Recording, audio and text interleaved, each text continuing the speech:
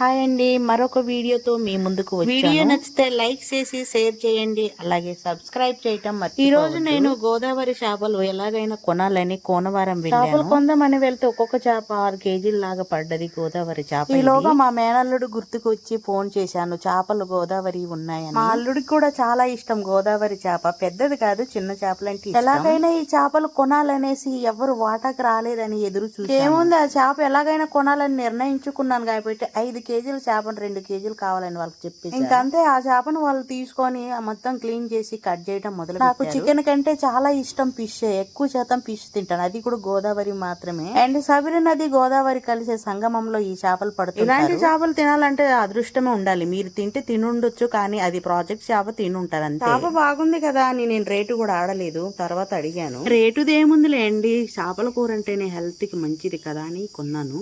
Video చూసిన వాళ్ళందరూ కూడా రేకపల్లి లేదా విఆర్పురం కోనవరం మధ్యలో ఉంటే ఈ చేపలు కొనండి. ఈ చేపలు కొన్న వాళ్ళ దగ్గరే వాళ్ళు ఏమన్నారంటే, మా దగ్గర చేపల చట్నీ కూడా ఉంటది, కేజీ 600 రూపాయల నుండి ఉంటది, ఇంట్రెస్ట్ ఉన్న వాళ్ళు కొనవచ్చు అన్నారు. సరే చేపల చట్నీ ఎప్పుడైనా కొనొచ్చు, కానీ ప్రస్తుతానికైతే ఈ చేపల కర్రీ చేయాలి. ఈ చేపను కట్ చేసేది ఎవరనుకుంటున్నారు, మహిళా మనులు మాత్రమే. చూశారు కదా ఎట్లా కట్ చేస్తున్నారు. వాళ్ళు ఫిష్ ను కట్ చేస్తున్నారే కాబట్టి నేను ఈ వీడియో తీయడం జరిగింది. చాలా చాలా ఇంట్రెస్ట్ కదా, లేడీస్ కూడా ఇలాంటి వర్క్ చేయటం చాలా గొప్ప. నేను మీకు ముందుగా చెప్పినట్లుగా ఈ చేప మొత్తం 5 కిలోలు వచ్చింది. 5 కేజీల్లో నేను 2 కేజీలు తీసుకోవడం జరిగింది. ఆ 2 కేజీల్లో నేను ఒక 1/2 కిలో తీసుకొని 1.5 మా అల్లుడికి పంపించడం అయినది. సరే ఏదేమైనా కానీ వాటా తీసుకెళ్లి ఇదిగోండి ఇలాంటి చక్కటి కర్రీ తయారు చేశాను. సరే ఇలాంటి కర్రీ చూసి మీకు నోరూరిపోవటం సాధ్యమే, కాకపోతే సబ్స్క్రైబ్ చేయటం మర్చిపోవద్దు.